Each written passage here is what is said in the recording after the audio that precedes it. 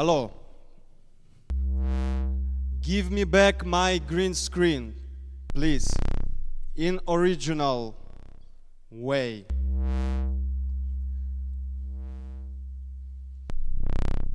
Of existence.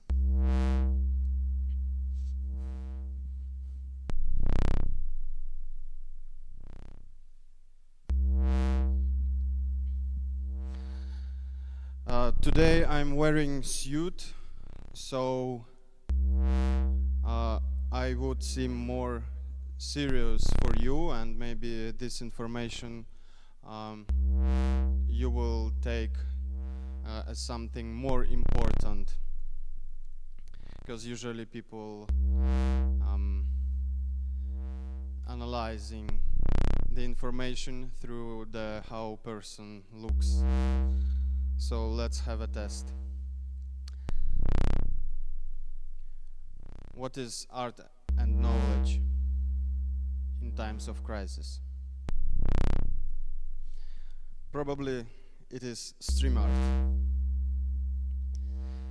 The concept of stream art is evolving in response to the dynamic technological and cultural changes occurring in the face of global cross-sectoral crisis in the 21st century. Stream art combines elements of performance, telematics, hybridity, digital technologies, tactical and social media, expanded television and publication, creating new forms of interaction that transcend traditional boundaries of time and space. And the most important, stream art is a network. In the age of global crises such as wars and pandemics, stream art becomes a hybrid co-presence enabled by technology and human will. It becomes a tool for building solidarity and community, even when physical contact is limited more and more. One of the most innovative and interesting projects in which I'm a part of is Ukraina TV, which becomes a stream art itself to create spaces of co-presence in the context of Russia's war against Ukraine and other trans-regional tensions. Ukraina TV serves as a platform for artists, activists, and communities where participants share their experiences, emotions, knowledge, while simultaneously forming an experimental community. This project reflects the hybrid nature of contemporary and future art, merging physical presence with virtual, multidirectional interactions, allowing for the exploration of new forms of expression in hybrid co-presence. Yo.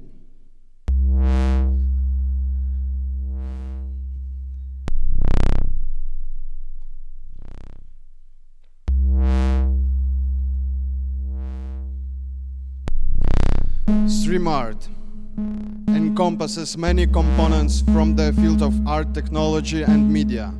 The foundation of stream art includes internet, television, telematic practices, and practical-based connection in between.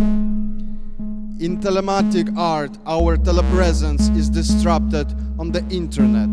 We are present both here and there, beyond the body and re-embodied, dematerialized and reconfigured at the same time, writes Roy Ascott in his publication Telematic Embarrassed Visionary Theories of Art, Technology and Consciousness. Telematics derive from the broader field of interactive art, whose early signs can be observed in the mid-20th century, when pioneers like Max Benz and Fritz Glaner experimented with abstract kinetic sculptures as a distinct and consciously shaped movement in contemporary art. Interactive art began to crystallize in the 70s, as confirmed by reactive environment in Myron V. Kruger's physics space. The process was primarily possible due to the gradual implementation of electronic tools and digital computer technologies in artistic practices. Breakthrough interactive project by Myron Kruger and telecommunication works of Douglas Davis, Kit Galloway, Sherry Rabinowitz, and other creators played a crucial role. In the 80s, the trend continued with the telematic works of Roy Ascott, Robert Adrian, Nam June Paik, and, well, as installation by Lynn Hersman, Paul DeMartis, and Jeffrey Shaw. Development of interactive art has not merely an endogenous phenomenon, nor solely the result of technological advancements in information and communication. It was rather the outcome of an expanding and complex dialogue between art, technology, often mediated by science, as well as profound cultural transformations in the second half of the 20th century. These transformations, including globalization, pluralization, virtualization, and networking, were reflected in numerous theories from the humanities and social science, such as philosophy, sociology, cultural theory, communication, media studies, social psychology, aesthetics, and art theory.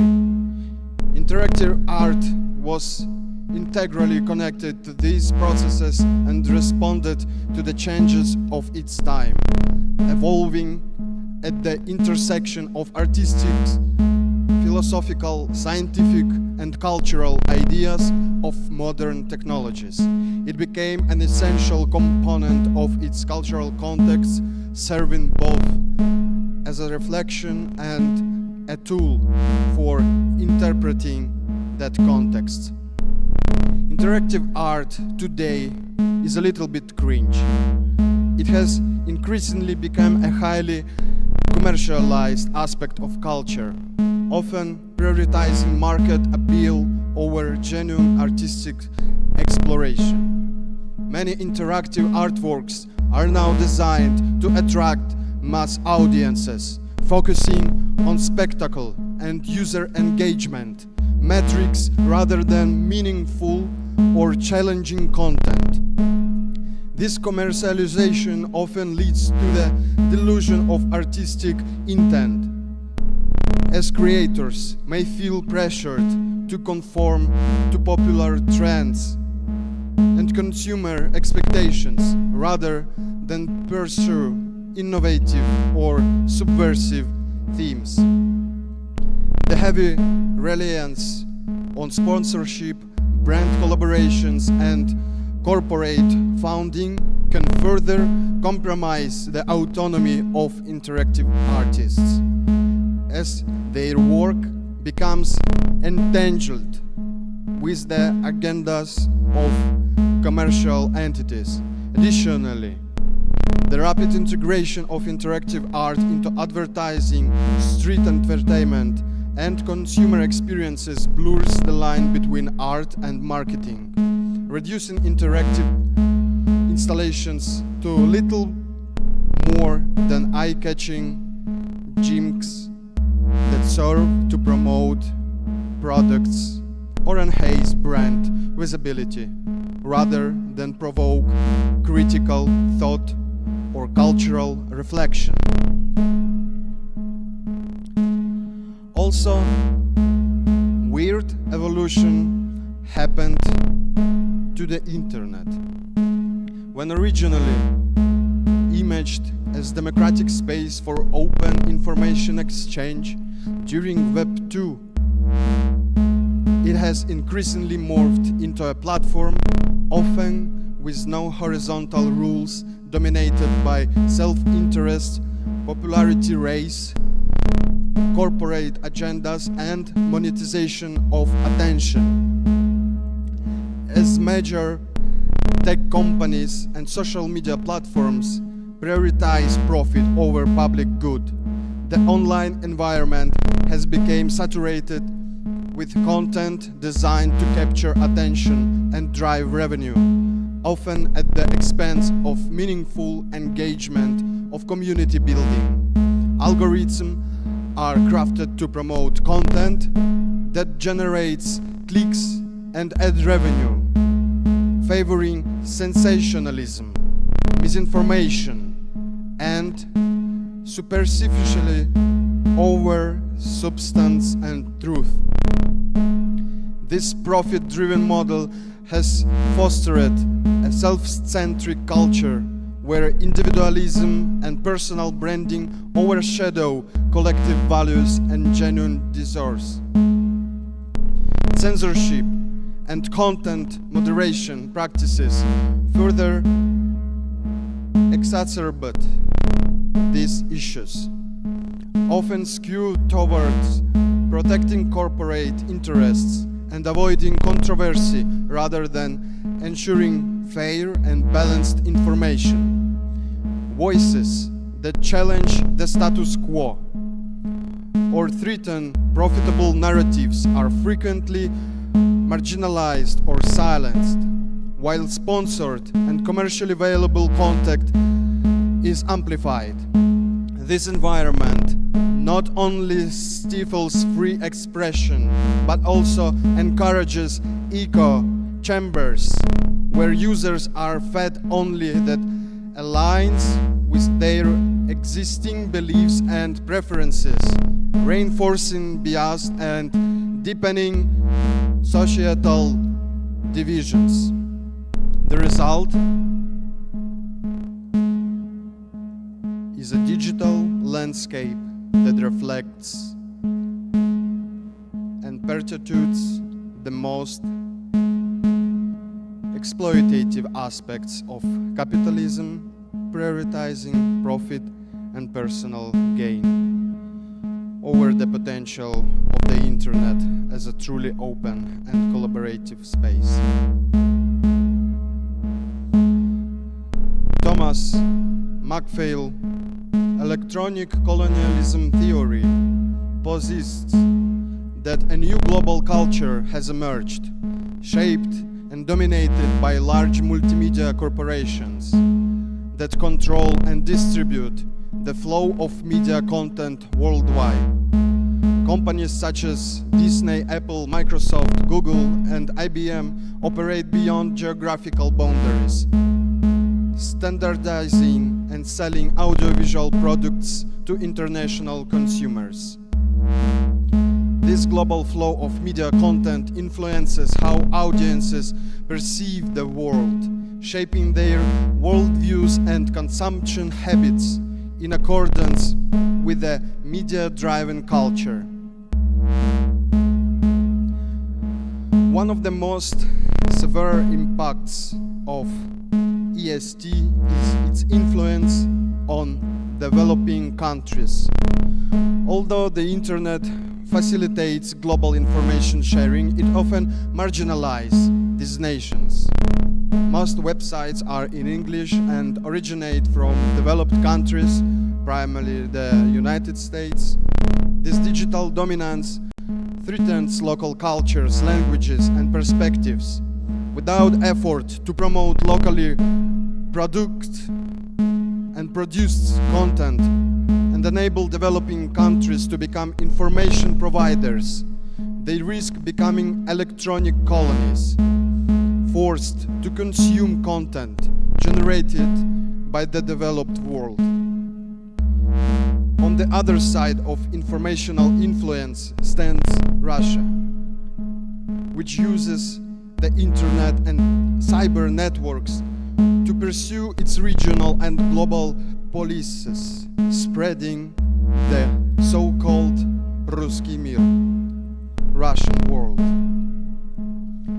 Russia has long experience utilizing online platforms and popular culture as tools of influence in Ukraine and other post-Soviet countries, seeking to maintain cultural, political, and ideological control over these regions. This influence extends beyond traditional diplomatic and military strategies, deeply penetrating online spaces and popular media, including platforms such as VKontakte, Odnoklassniki, RuTube, and Russian language entertainment, such as TV shows, radio, movies. These platforms and cultural products play a crucial role in shaping public opinion, creating a vision of high Russian culture with the ballet and other best things and better things. Russian platforms and their influence to other platforms serves as ideological influence. By leveraging these digital and cultural channels, Russia aims to maintain a strong position in the region, shaping public opinion and reinforcing its geopolitical objectives. The struggle for cultural and informational sovereignty in post-Soviet countries, with Ukraine actively fighting against Russia, both on the front lines and in the informational environment. The 21st century has fully revealed the impact of global information automation. While the internet has the potential to connect the world, it simultaneously poses a threat to cultural diversity, facilitates the loss of local traditions and languages, manipulates less developed societies, and becomes a tool in hybrid warfare. The effects of electronic colonialism may ultimately resemble those of mercantile colonialism, where developed countries control not only physical resources, but also the flow of information and culture. Today, we are grappling with mounting and overlapping crises, growing inequalities, the rise of far-right movements, which sometimes are barely different from far-left movements, dystopian threats from automatized artificial intelligence, endless wars, and the looming realities of climate catastrophe. Knowledge and ignorance has become battlegrounds at the intersection of media, art, and politics, while apocalyptic visions circulate as everyday themes. In these times, where can we find radical new imagining and a sense of autonomy once associated with tactical actions? Tactical media may have outlined the shape of future events, but this framework can no longer be seen as exclusive to any progressive agenda. All our actions include the topic of telepresence. It encompasses the wide range of experiences, from traditional remote control or devices to more complex and immersive interactions, such as those found in live, mediated performances. One of the most well-known examples is Stellar's performance Pink Body, in which the artist's body is remotely controlled by others, fully embodying the concept of remote control. This work explicitly changes utopian narratives about telepresence, presenting it as a strictly dystopian light. This type of exploration of telepresence connects with the concept of teletrust, which shifts the focus from technology itself to the human experience, particularly how trust is built and maintained in mediated environments.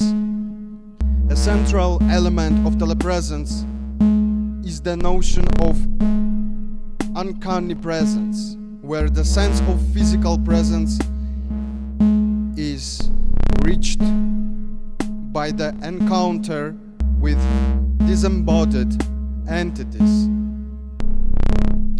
This phenomenon has been explored by various artists who use telematic interactions to develop into the nuance of being together while being physically separated. The concept of the third space in telepresence, where individuals engage with their own and others' presence through digital mediation.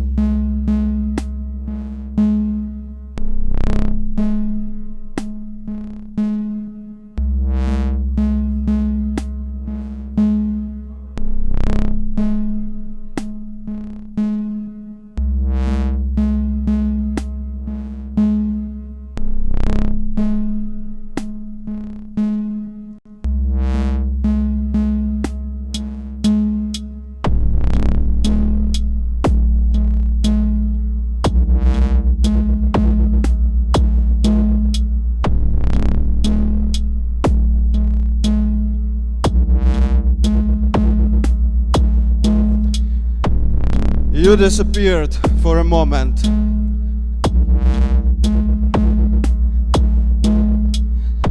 As you can see, hybrid spaces are never stable.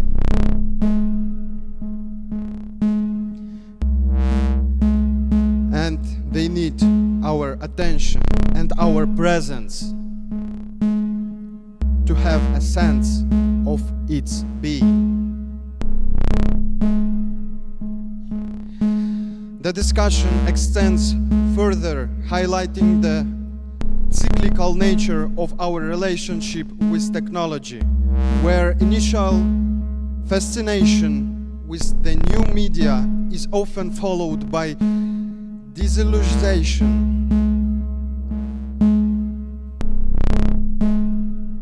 and sadness and hopeless. But it will be rekindled as new generations of artists, researchers and scientists will re-engage with existing platforms. This cycle underscores the importance of trust, which is not given but must be constantly earned and reassessed in the context of evolving technologies.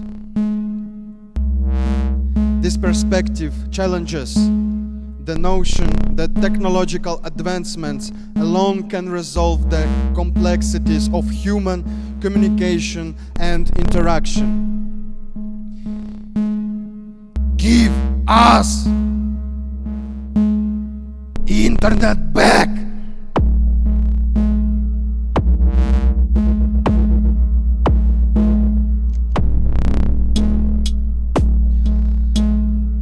Intensive research and daily activities within StreamArt Studio and Ukraina TV, a team of artists and media diggers explores a wide range of potential applications and interpretations of the concept of hybridity.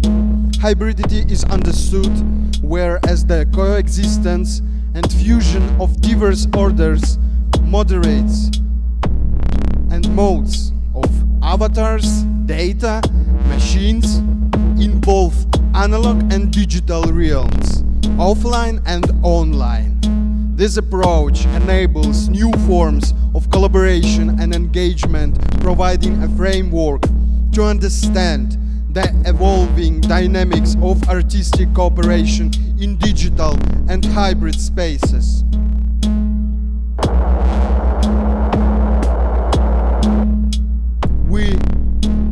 emphasize, amplify, and sympathize the need for a more precise definition of hybridity in the context of art, media, and transdisciplinary research.